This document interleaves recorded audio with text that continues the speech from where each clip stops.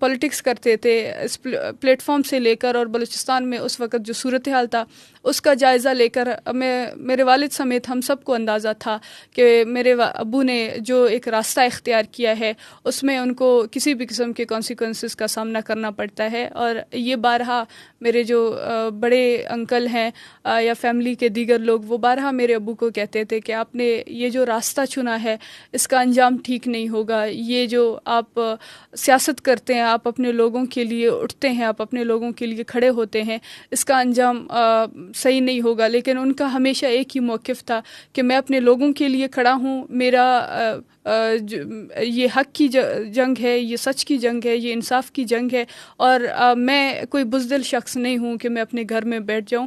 اور مجھے لیکن ان کی یہ تمام جدوجہد پرامن تھی. جی بالکل. انہوں نے سیاسی جدوجہد ایک سیاسی جدوجہد تھی. بلوچ نیشنل موومنٹ ایک پولیٹیکل پلیٹ فارم ہے، ایک پولیٹیکل پارٹی ہے. لیکن جی اچھا، مجھے یہ بتائیے کہ اب مجھے ذرا اس واقعے سے پہلے آ جائیے کہ آپ کی آخری جو ملاقات تھی وہ کیا تھی والد کے ساتھ ان کے اس جبری گمشدہ ہونے سے پہلے؟ ایک تو یہ تھا کہ میرے والد اکثر جو بلوچ قوم کے لیے جو لوگ اپنی زندگیاں پیش کرتے ہیں، جو لوگ اپنی زندگی اپنے قوم کے نام کرتے ہیں، ان کے لیے اپنی فیملی، اپنے بچے وہ پرائیورٹیز میں شامل نہیں ہوتے. تو میرے والد بھی انہی میں سے ہیں جن کو جو سال میں صرف ایک دفعہ یا 2 دفعہ ہم سے ملاقات کے لیے آتے تھے.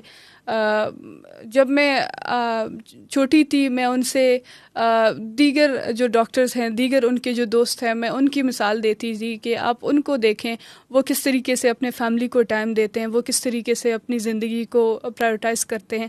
تو وہ ہمیشہ کہتے تھے کہ میرے لیے میری فیملی سے زیادہ، اپنی ذاتی زندگی سے زیادہ جو ایک پرائیورٹی بن چکی ہے وہ میری قوم ہے، وہ میرے قوم کے لوگ ہیں. تو یہی اسی وجہ سے بہت کم ان سے ملنا جلنا ہوتا تھا. لیکن ان کا نیچر ایسا تھا کہ وہ جب بھی ہمارے گھر میں موجود ہوتے تھے تو ہمارے گھر کا ایک پورا ماحول ایک ڈیفرنٹ ماحول ہو جاتا تھا. ہمارے پورے گھر کے تمام لوگ ان سے آ کے ملنے آتے تھے، اور وہ اتنے خوش مزاج شخص ہیں کہ کوئی بھی ان کی گیدرنگ میں بیٹھتا تھا تو ان کی گیدرنگ میں صرف ہنسی کے کہکہاؤں کے علاوہ اور کچھ نہیں ہوتا تھا. تو ان کے ساتھ ہماری فیملی یا ان کے جتنے بھی دوست ہیں، وہ جب بھی وہ ریکال کرتے ہیں تو ان کو صرف اور صرف ان کی ہنسی، ان کی وہ مذاق، ان کو وہ لوگوں کو ٹیز کرنا، یہ ان کی شرارتیں ہمیشہ ان کو یاد آ جاتی تھی. لیکن بہت ساری یادیں ان کے ساتھ جڑی ہیں. اس کے آپ کی آخری ملاقات کب ہوئی؟ کیا اوکیزن تھی؟ جب 2009 میں میرا گلا خراب تھا، میرے گلے میں ٹونسلز آئے تھے اور اس کی وجہ سے میری طبیعت کافی بگڑ جاتی تھی. تو میری فیملی نے انسسٹ کیا میرے ابو سے کہ میری طبیعت خراب ہے اور اس کو جو ہے آپریٹ کرنے کی ضرورت ہے. تو اس دوران میرے ابو اورناچ ہاسپٹل میں بطور ڈاکٹر سرو کر رہے تھے. تو انہوں نے کہا کہ ٹھیک ہے، جو ہے میرے فیملی والے مجھے میرے گاؤں سے لے آئیں کوئٹہ، اور وہ اورناچ سے کوئٹہ آ جائیں گے جہاں پہ وہ میرے جو ٹونسلز کا ایشو ہے اس کو آپریٹ کریں گے. تو 2009 میں جون کے مہینے میں ہم لوگ کوئٹہ چلے گئے. کوئٹہ میں 3 دن رہنے ایک ساتھ میں اپنے والد کے ساتھ، ہماری پوری فیملی، میرے ابو کے ساتھ ہم رہے، اور میرے گلے کا آپریشن بھی ہوا اسی دوران. اور میں ہاسپٹل میں اس دوران ایڈمٹ تھی. مجھے کبھی بھی یاد نہیں ہے کہ اس طریقے کے سرکمسٹانسز میں جب ہمیں بہت زیادہ ہمارے ابو کی سپورٹ کی ضرورت تھی تو وہ ہمیں اس طرح چھوڑ کے چلے گئے. لیکن مجھے وہ دن یاد ہے کہ جب میں ہاسپٹل میں ایڈمٹ تھی تو وہ میرے پاس آ کے بیٹھ گئے، اور ان کو پتہ تھا میرے ریئیکشن کا کہ میں اس پہ ناراض ہو جاؤں گی. تو وہ آ کے ایک How old you were? کیا عمر تھی؟ 10 years old. 10 سال کی تھی میں اس ٹائم پہ. آپ کے ٹانسل کا آپریشن ہوا ہے، جی. آپ ہاسپٹل میں ایڈمٹ ہیں، آپ کے ابا آپ کے پاس اب بیٹھ جاتے ہیں. جی، وہ آ کے مجھے کہتے ہیں کہ مجھے بار بار میرے ہاسپٹل سے جہاں پہ وہ ڈیوٹی کرتے ہیں وہاں سے اورناچ میں وہیں سے کالز آ رہے ہیں کہ آپ آئیں، آپ کے لیے ایک ارجنٹ کام ہے. تو میں جب اس بات پہ ان سے ناراض ہو گئی کہ آپ مجھے اس حالت میں ہاسپٹل میں چھوڑ کے جا رہے ہیں، تو انہوں نے مجھ سے پرومس کیا کہ وہ 3 دن میں واپس لوٹ آئیں گے، اور یہ صرف 3 دن کے لیے ان کو جانا ہے.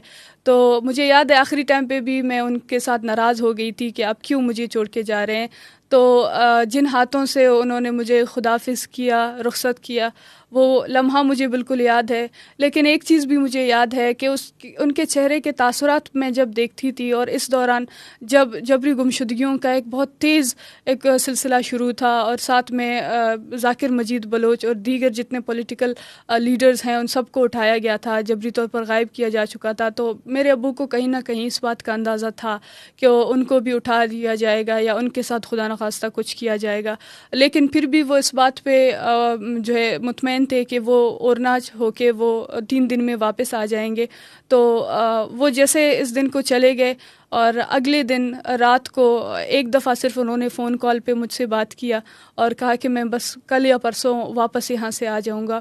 اور جب 28 اور 29 کی درمیانی شب تھی، صبح 5 بجے ہمیں اورناچ خضدار سے، جو وہاں کے کک ہیں، چوکیدار جو ہاسپٹل میں بطور کک وہاں پہ نافذ تھے، تو انہوں نے ہمیں کال کیا صبح 5 بجے. اور مجھے یاد ہے میرے بڑے انکل ہمارے ساتھ تھے، اور وہ جب انہوں نے کال اٹھایا اور میرے ابو کا نام لیا، اور پھر وہ ایک دم سے سٹریس میں ہو گئے. تو چونکہ ہم اس ٹائم پہ اتنے چھوٹے تھے کہ ہمیں اندازہ نہیں ہو رہا تھا کہ کیا سچویشن ہے، لیکن جب گھر کے دیگر افراد نے پوچھا کہ کیا ہوا ہے، تو انہوں نے کہا کہ میرے بھائی کو اٹھا کے لے کے گئے. آپ کے والد ڈاکٹر دین محمد جی. کو اٹھا تو کے لے گئے. میں اس ٹائم پہ اتنا زیادہ مجھے بالکل سینس نہیں تھا کہ کون لوگ اٹھائے، کن لوگوں نے اٹھایا ہے، 10 اور سال کی تھیں آپ. کیوں لوگوں نے اٹھایا. اور میں نے باقاعدہ یہ سوال کیا اپنے انکل سے کہ ایجنسی والے کون ہیں، کس نے اٹھایا ہے. اور جب گھر کے دیگر افراد وہ پریشان تھے، وہ رو رہے تھے، تو مجھے اس بات کا، اس دکھ کا بھی اندازہ نہیں تھا. اور میرے دل میں یہ تھا کہ وہ ان کو لے کے گئے ہیں اور وہ کل یا پرسوں ان کو دوبارہ واپس چھوڑیں گے اور وہ دوبارہ واپس آئیں گے.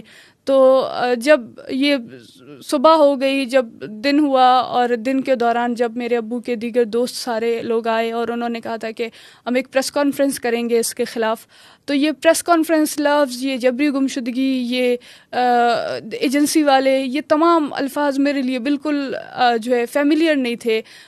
میرے سمجھ سے باہر تھے کہ یہ کس قسم کی باتیں ہو رہی ہیں. 10 سالہ بچی کے لیے کیسے فیملیئر ہو؟ تو مجھے یاد ہے جب میں پریس کلب گئی تھی اور میں نے اپنے ہاتھ میں ایک بینر اٹھایا تھا، اور اس بینر میں جب ہم نے وہاں پہ پریس کانفرنس کیا، میں جو پہلی پریس کانفرنس ہے وہ میں پڑھ نہیں سکتی تھی، میری ایک کزن ہے، انہوں نے میرے پاس بیٹھ کے وہ پریس کانفرنس پڑھا.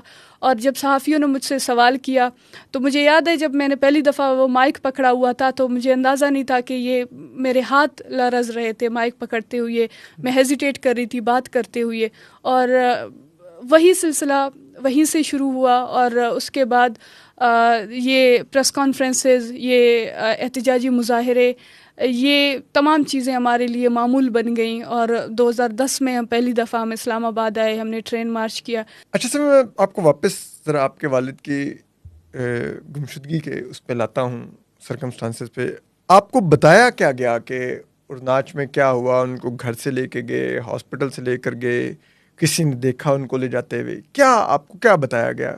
جی دیکھیں، وہاں پہ جو موجود جو آئی وٹنس ہے، جو ایک کک کا میں نے ذکر کیا جو وہاں پہ بطور کک وہاں پہ ہاسپٹل میں تھے، تو ان کے سامنے میرے والد کی جبری گمشدگی ہوئی، اور انہوں نے پورا واقعہ ہمیں خود بتایا کہ جو ہے رات کے قریب 12 یا 1 بجے کے وقت جب دروازہ اندر سے جو مین گیٹ تھا ہاسپٹل کا، جب اس کو کچھ لوگوں نے جو اسلحہ بردار لوگ تھے اور ان کے چہرے چھپائے ہوئے تھے اور سول کپڑوں میں ملبوس شخص تھے جو کہ 10 سے 15 کے قریب لوگ تھے، 3 گاڑیوں میں آئے تھے، اور انہوں نے زبردستی دروازہ کو، مین گیٹ ہے اس کو توڑ کے جب وہ اندر آئے تو میرے ابو کو اس چیز کا اندازہ تھا کہ یہ ان کی جبری گمشدگی کے لیے آئے ہیں. تو سب سے پہلے وہاں پہ جو موجود کک ہے اس کو اس کے ہاتھ پاؤں باندھے گئے، اس کے آنکھوں پہ سیاہ پٹی باندھی گئی اور اس کو ایک کمرے میں باندھ دیا گیا، اور پھر میرے ابو کی جبری گمشدگی کے لیے کوشش کی، جس میں میرے ابو نے تقریباً ایک آدھے گھنٹے تک ریزسٹ کیا، اپنی جبری گمشدگی کے لیے خلاف انہوں نے ریزسٹ کیا، لیکن بالآخر چونکہ وہ بہت سارے لوگ تھے تو اس وجہ سے وہ میرے ابو کو وہاں سے جو ہے اس کے ہاتھ پاؤں باندھ کر اور ان کو زبردستی گھسیٹ کر اس اپنی گاڑیوں میں ڈال کے لے گئے. اور جہاں پہ میرے ابو سو رہے تھے ان کا بستر بھی اسی طرح جو ہے بچھا ہوا تھا، ان کا قمیض بھی اسی